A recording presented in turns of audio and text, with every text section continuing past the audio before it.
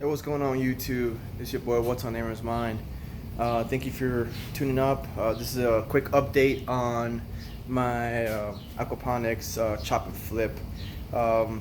So I finished installing the border so I can cover it up, and what I did was I put two 2x4s in the bottom, and I left enough space here so I can, handle the fish and do whatever I got to do with the fish. I'm using everything that the IBC gives. So that hole right there, I'm actually using as the hole that to suction. I have to put some kind of like filter or something there so that the fish don't go through it. Another thing, I held this part right here with some a strap so in case it tries to flip backwards, this is the finishing right here. All I'm waiting for right now is I need to get a 90 degree so it can hook up all the way up to here. I got a little valve here so I can adjust the pressure. I'm waiting for the media for the filter, the bio and solids filter. This is all in one. That's the little pump right there, half a horsepower pump. Yeah. So this is the update.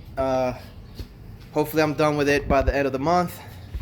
You see right there. Appreciate you guys watching.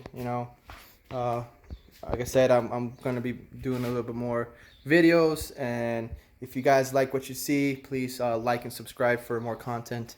It actually will help me motivate me to make more videos. I'm not the best video maker, but I'm doing my best with what I have. One more thing, I just received the kit. So if you guys can see right here, I received from Amazon my testing kit. I'll probably be doing depending on how it comes out, a quick review on this. I haven't opened it yet or anything. Once I use it and see if it's good. And then I bought this quick start just to help me, because like I said, I'm gonna start with some regular fish from the store. I'm not gonna put tilapia until I get working. So probably get some 2 or 3 goldfish and put them in there, and if they stay alive, then I will be able to put some tilapia. So thank you for watching, and I appreciate everything you guys do, and have a great day.